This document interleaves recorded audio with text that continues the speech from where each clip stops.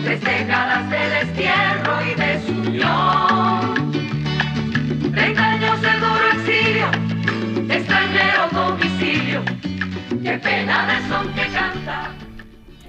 Saludos amigos de Cuba y su historia, parte de la programación en español de la WLRN, Canal 17, Televisión Pública. Mi nombre es Alberto Müller y en el día de hoy Cuba y su historia se acerca a uno de los patriotas, yo diría, más grandes de Cuba, de la historia de Cuba. Me refiero a Joaquín de Agüero.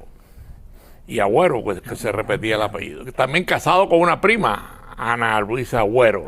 Pero bueno, Joaquín de Agüero es un prolegómeno. Ahí tenemos una foto, la última foto de él, por cierto, una foto excelente. Un muchacho joven, abogado. Y obviamente vamos a tratar hoy, vamos a seguir hoy con el doctor Félix Cruz Álvarez, la vida de Joaquín de Agüero. Precisamente porque Joaquín de Agüero es un prolegómeno, es un antecedente, es una fuerza independentista y moral que surge en la historia de Cuba, vive poco tiempo, pero deja un rastro de patriotismo, de humildad, un gran benefactor. En fin, vamos a recorrer y vamos a acercarnos a Joaquín de Agüero. Bienvenido, doctor Félix Cruz Álvarez, ¿cómo está usted? Yo muy bien, encantado de estar otra vez aquí en el programa. Sí, cuando buscamos temas de historia profunda, hay que acercarse a los que conocen esa historia. Que no todo el mundo, lamentablemente, Joaquín de Agüero es muy famoso en Camagüey, en la zona, en Guaymaro. Bueno, vamos a hablar de eso.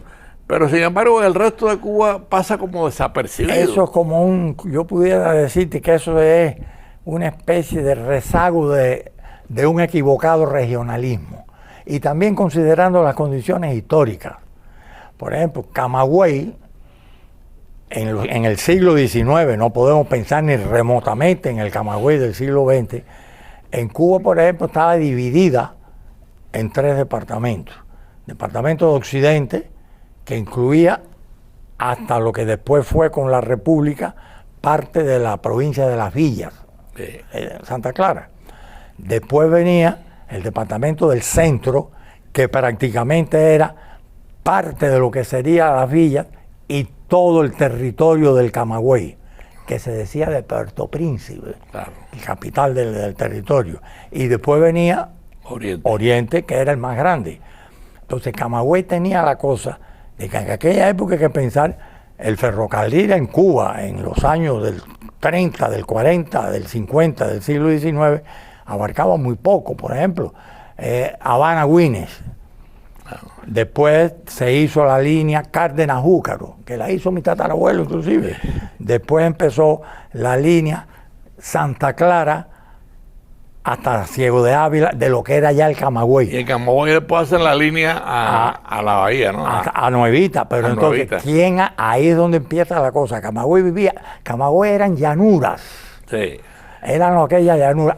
A eso dio lugar a que uno de los hijos más ilustres de Camagüey en el siglo XIX, Gaspar Betancourt Cisneros, hombre ilustrado, educado en Europa, en Estados Unidos, ingeniero agrónomo, está considerado por la historia como él y Francisco de Frías Yacot, conde de Pozo Dulce, cubano también, criollo, también muy cubano, los padres de la economía capitalista liberal en Cuba.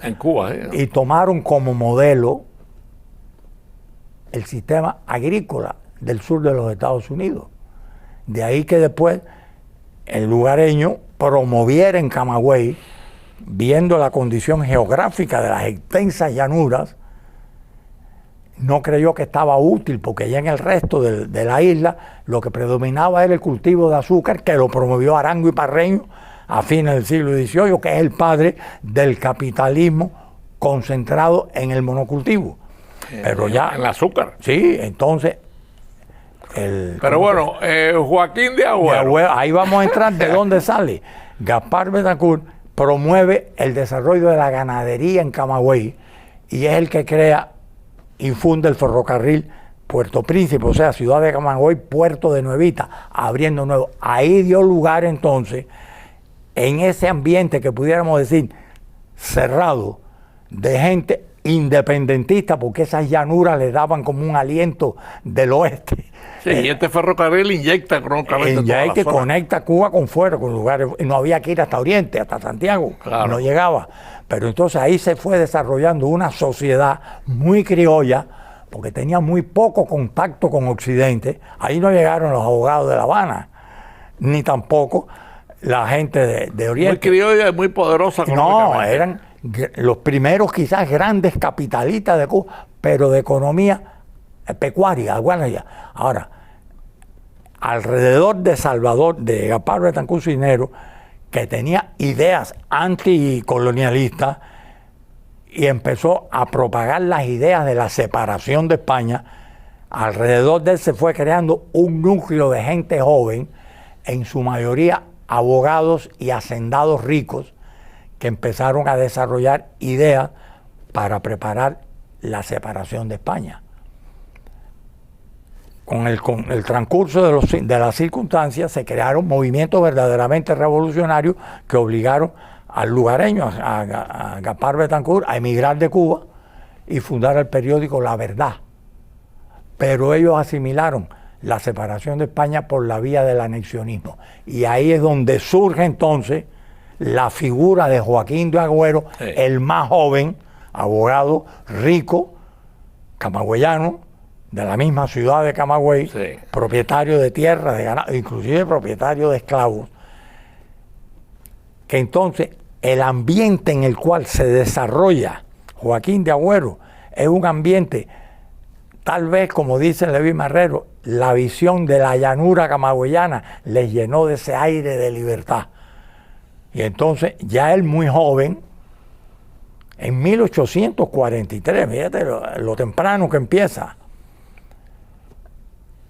emancipa a los 6 esclavos que heredó de su padre. Porque él estudiaba en la Universidad de En La la Habana. Universidad de La Habana y se hizo abogado. Y aparte vino a Estados Unidos, viajó a Europa, era rico. Y cuando muere el padre va Allá a Camagüey recibir. a recibir la herencia, imagínate, a administrar aquellos territorios inmensos llenos de reses. Pero entonces, en Camagüey, que decía el capitán general Gutiérrez de la Concha, fue error de la colonia, cuando desapareció el dominio colonial en la isla del Español, en Santo Domingo, y dejaron de estar allí los franceses y los españoles, la audiencia de Santo Domingo, de la ciudad de Santo Domingo, fue siempre hasta el año 1800 el centro judicial, nada menos que de las Antillas. Sí, claro. Y entonces esa audiencia la trasladaron a Puerto Príncipe, a Camagüey. Entonces, Que en aquella época no era Camagüey, era Puerto Príncipe. Puerto Príncipe. Claro. Y entonces el capitán general Gutiérrez de la Concha se queja a la monarquía y dice: esta ciudad está llena de leguleyos y abogaditos que son lo que crean son ideas independentistas con todas las teorías francesas y norteamericanas. Y en ese ambiente, Y ahí está Joaquín de Agüero. no, en ese ambiente de judicatura Sí. y de individuos que no dependían de la burocracia colonial, al contrario, eran los verdaderos ricos, y en un lugar como Camagüey que no había esa cosa de que el esclavo, ¿no? En Camagüey había muy pocos esclavos. ¿Por qué? Porque la ganadería no necesitaba eso. Eso en los lugares azucareros. Entonces, Joaquín de Agüero en 1843, que llega a Camagüey imbuido de todas esas ideas que posiblemente recogió en las universidades de La Habana, que ya estaban tamizadas por las ideas de Varela, de Agustín Caballero, de Saco y de toda esa gente, emancipa a sus esclavos. Y no es que los emancipa, los hace libres, les da tierras de su propiedad, se las transfiere a título de propiedad, les da aperos de trabajo y les da dinero efectivo para que creen su propio capital agropecuario. No, por ahí empieza su labor. Oh. Muy interesante, además muy interesante. Háblanos un poco de eso. Crea una escuela gratuita en aquella época. No, el individuo era, y ya con la idea básica era ir creando, no ya una estructura económica, no, ideas de independizarnos de la colonia española que nos explota. Claro. Y entonces alrededor de él se fue creando una juventud, casi todos ellos producto de las universidades, muchos de ellos abogados o hacendados ganaderos, pero gente educada en Estados Unidos y en Europa, que empezaron a trabajar la idea independentista. El lugareño, como le decían a Gaspar Betancourt Cisneros, era independencia de Cuba de España, pero anexión a los Estados Unidos. En cambio, el grupo de la Libertadora, que fue la asociación clandestina para luchar contra el gobierno colonial que creó Joaquín de Agüero ya en el año anterior, a 1850, casi días antes de que se produjera la primera llegada de Narciso López a Cárdenas, esa sociedad, la Libertadora, se separa de los anexionistas y comienzan a preparar la lucha armada para lograr la independencia, pero la independencia de todo el mundo, la república. Durante ese tiempo ya es una época dura en Cuba, ya en 1850 se produce el desembarco de Narciso López en Cárdenas, ya se ha producido en lo que viene a ser la Santa Clara, la región de las villas, la conspiración de Isidoro Armentero, se produce la conspiración de la mina de la Rosa cubana, en La Habana surge la conspiración de Facciolo, que termina siendo condenado a garrote y publicado el Diario del Pueblo. Está la de Ramón Pintó, inclusive un catalán conspirador también por la independencia. O sea, ahí en esas conspiraciones o sufrieron muerte como Facciolo y Ramón Pintó, o tuvieron que huir al destierro escritores como Cirilo Villaverde, Juan Clemente Cenea, todo eso, Bellido de Luna. Es la generación primeriza. Primeriza son, como dice Vidal Morales, son los iniciadores y primeros mártires. Claro. Entonces, en Camagüey, esos movimientos fueron detectados hasta ya muy tarde. Y entonces, esa gente, ninguno tuvo que huir de Cuba. Entonces, mantuvieron una preparación conspirativa apoyando todas esas ideas. Ya habían presenciado la ejecución de Narciso López, la prisión de Narciso López, la ejecución de todos los independentistas, el fusilamiento de Isidoro Armentero, y entonces ya se estaba concretando no ya crear la ideología, sino la lucha armada. Pero hay una cosa que te quería preguntar, a los efectos de que los amigos oyentes sigan el camino de Joaquín de Agüero. Joaquín de Agüero conocía los movimientos de Narciso López. Absolutamente. Sin embargo, él crea su propia teoría. No, hay un punto que sí se aclara muy bien. Vidal Morales lo aclara. Leví Marrero también desarrolla algo sobre el tema. Joaquín de Agüero tenía siempre el escrúpulo de que en el fondo había algo de anexionista en Narciso López, porque usaba la presencia del general Pitman, sureño, sí, y de Ambrosio José González, cubano, matancero, que llegó a ser gobernador de Carolina del Sur y uno de los generales del ejército confederado cuando la guerra de secesión. Y vino con soldados. Todo, ¿no?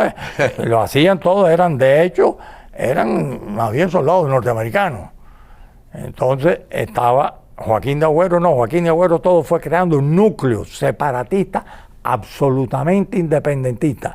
Y en todo ese proceso que fue terrible en Cuba, en la época de Gutiérrez de la Concha, de O'Donnell, de todos aquellos capitanes generales, él fue creando los cimientos para producir un alzamiento en Camagüey. Inclusive lo tenía ya preparado. Su grupo se llamaba la Libertadora. Hey. Pero bueno, vamos a hacer una pausa, amigos de Cuba y su historia, para los que han sintonizado tarde. Cuba está viviendo un ambiente de colapso, de destrucción, de miseria, y es importante el programa de hoy porque estamos hablando de uno de los patriotas primerizos de la independencia cubana, un prolegómeno de la historia, y me refiero a Joaquín de Agüero. O sea, estamos tratando un hombre, yo diría, entre los 4 o 5 hombres más grandes de la historia cubana. Sí. Hasta ahí me atrevería a decir. Y por supuesto hemos traído al profesor Félix Cruz Álvarez, que por supuesto siempre nos ayuda muchísimo en estos recorridos, porque, repito, estamos hablando de un preámbulo, de un hombre que hizo historia y que por supuesto murió muy joven en un proceso muy corto. Pero bueno, ahí te dejo la idea que venías desarrollando del independentismo de Joaquín de Agüero. Hay una cosa que hay que ver que distingue a Joaquín de Agüero también. No solo preparó un movimiento insurreccional para liquidar el colonialismo, fue el primero de los próceres de la independencia con verdadero pensamiento social. Antiesclavista, además. No solo antiesclavista, el desarrollo de la educación pública, pero la educación pública no limitada al sector como era blanco nada más, no, universal. Bueno, abrió una escuela. Una escuela pagada por él, que después se la cerraron, el gobierno español se la cerró. Es interesante, Félix, porque en esa época, se discute cuando el fundador de las escuelas pías logra convencer al Papa de la educación gratuita. Eso fue un escándalo, le costó un trabajo de años. Y resulta que Joaquín de Agüero llega a y lo crea, y nada menos en una ciudad que aún en tiempos de la República tenía fama de conservadora. Sí, pero además eso levanta la sospecha de los españoles. Hablamos de eso.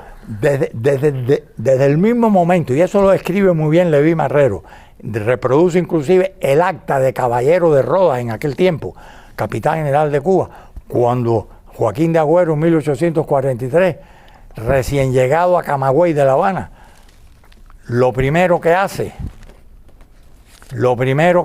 es emancipar a los esclavos. Heredó 6 de su padre. Sí. No había muchos esclavos en Camagüey, no lo requería. Emancipó a los esclavos y abrió una escuela pública. Y les dio... Ahí lo tenemos, mira, ahí estamos hablando de Joaquín de Agüero. El joven, no es que los emancipa y les da la libertad, les da tierras entregadas como propietarios, les da dinero de su bolsillo para que inicien. Los libera y les da tierra. Y les da aperos de labranza y medios industriales. Sí. El capitán general, que después lo ve, la misma preocupación va a caer en cuando llega Gutiérrez de la Concha, que fue el más duro de todos.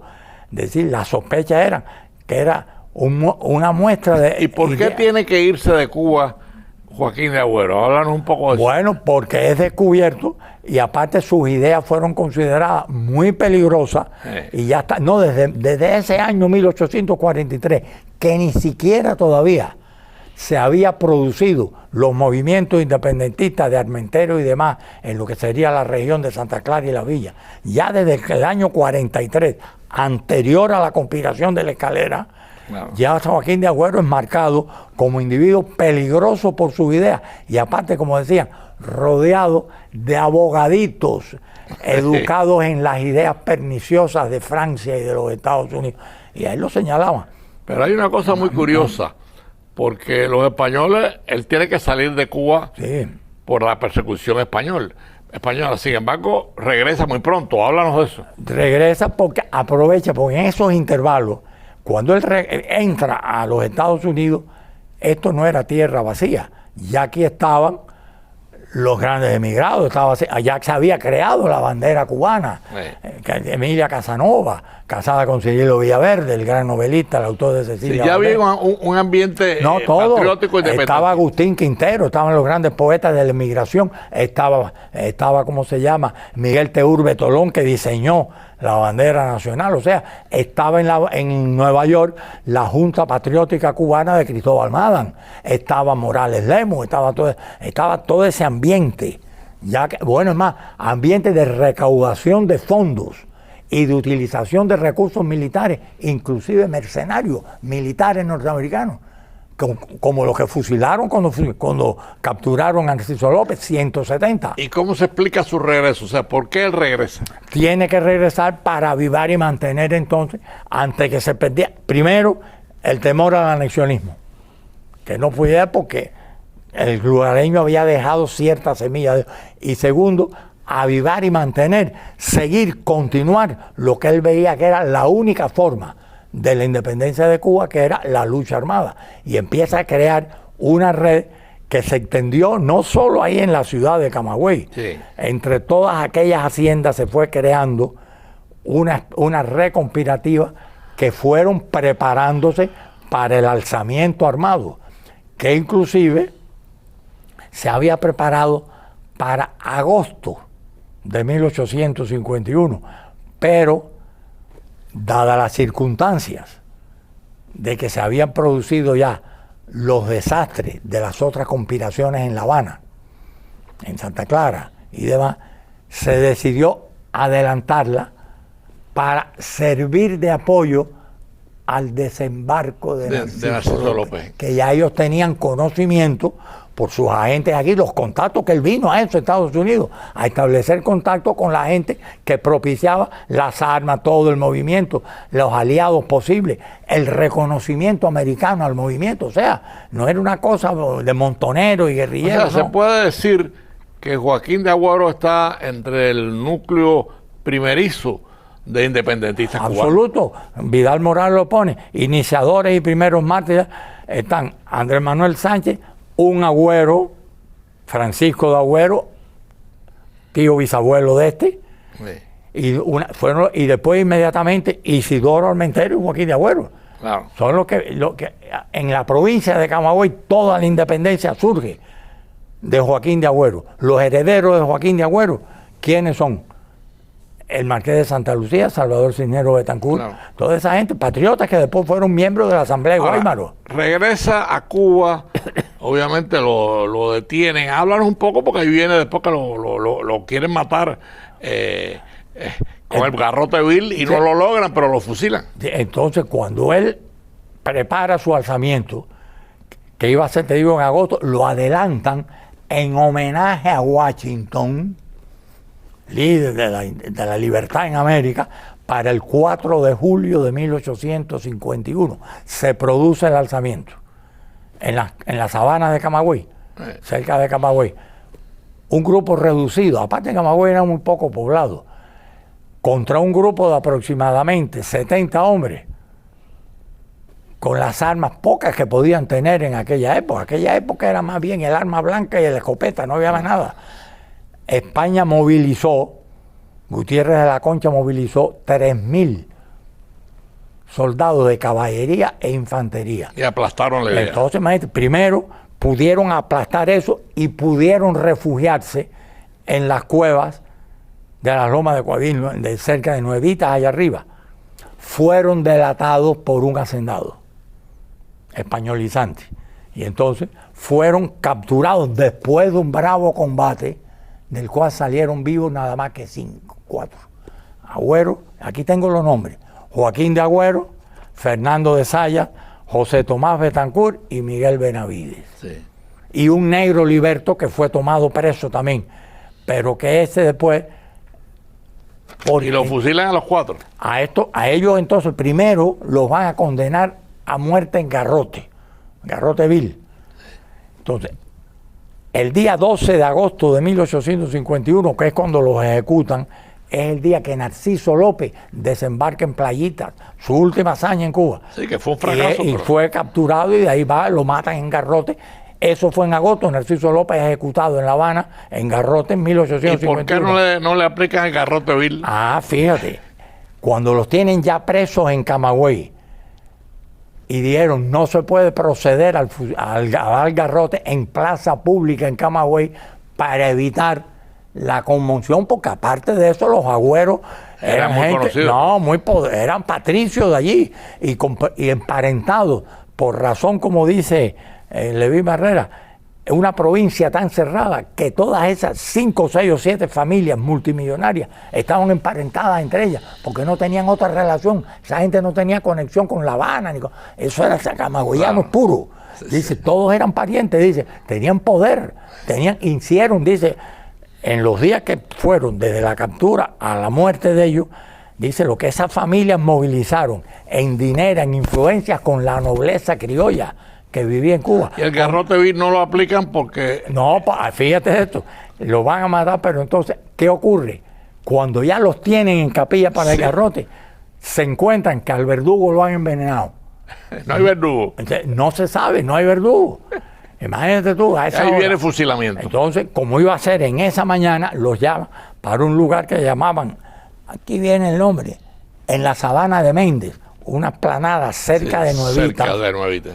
Los ponen allí y a estos 4 los fusilan Pero entonces, inclusive, mira el poder que tenía la familia de Joaquín de Agüero, que Antonio María Claret, arzobispo de La Habana y que después fue santo de la Iglesia Católica, hace instancias nada menos por telegrama con la reina de España, con los capitanes generales, se intercede, pidiendo la conmutación y aún la piedad, considerando la conducta, la familia. Pero Félix, nos quedan 3 minutos y yo no quería pasar por alto una tradición que tú la conoces mejor que nadie, que eres el profesor, de los 4 mártires, sí, que se crea con la siembra de... Háblanos de eso. En recuerdo de los 4 mártires estos, Joaquín de Agüero y sus 3 compañeros que fueron fusilados, cuando vino la República, por ley de la República, rey del Congreso, se estableció que en los parques de todas las ciudades y pueblos de Cuba, donde hubiere espacio y se sembraran árboles, tenía obligatoriamente que sembrarse 4 palmas. ¿En honor de quién? De cada uno de los 4 mártires que murieron en la sabana de Ende. Joaquín de Agüero, Fernando de Saya, José Tomás Betancourt y Miguel Benavides. Entonces, por ejemplo, en Cárdenas, alrededor de la estatua de Estrada Palma, que era la que estaba en el parque antiguo de Prío, estaban las 4 palmas. En el parque de Colón, alrededor de... En La Habana mismo, en el Parque Central, están las 4 palmas alrededor de Madrid. Y así en casi toda la ciudad y pueblo. Además, hay una cosa ya para concluir, porque el tiempo se nos acaba. Estamos realmente compartiendo con el amigo de Cuba y su historia, un hombre muy grande de la historia de Cuba que se llama Joaquín de Agüero y Agüero. Y te dejo el último minuto. Entonces, fíjate una cosa, y esto simplemente es como un asay al lado. Lo que es Camagüey. Camagüey, la provincia más aislada de Cuba en el siglo XIX, dio algunas de las figuras más grandes, no de Cuba, de América Latina. Dio a la primera poetisa de la lengua española, Tula Avellaneda. Dio al filósofo mayor de América Latina y padre del positivismo en América Latina, Enrique José Varona. Fíjate. Y dio el primer independentista. El primer independentista en serio, de verdad, Joaquín de Agüero. Dio al primer capitalista moderno de América Latina, que fue Gaspar Betancourt Cisneros. Y además dio, para terminar, porque nos queda un minuto, al Ignacio Agramonte. Bueno, al mayor general muerto en combate más grande de la guerra de independencia. Y después en la República dio figuras inmensas. Bueno, amigos de Cuba y su historia, nos hemos acercado a Joaquín de Agüero. Y Joaquín de Agüero es un patriota que se debe estudiar, se debe compartir, porque es un ejemplo de lo que es defender la independencia cubana a riesgo de su vida. Y llegan para Cuba ahora, en donde necesitamos hombres, ejemplos como Joaquín de Agüero. Y aparte de eso, ejemplo de una juventud con ideas, no solo con emoción, no solo con valentía, no solo con coraje, no. Bueno, pues muchas gracias al doctor Félix Cruz Álvarez por acompañarnos en este recorrido o en este acercamiento a don Joaquín de Agüero. Y ustedes, amigos de Cuba y su historia, tengan un domingo feliz en manos de Dios y nos vemos el próximo domingo a las 4:30 de la tarde. De nostalgia, son 3 décadas de destierro y de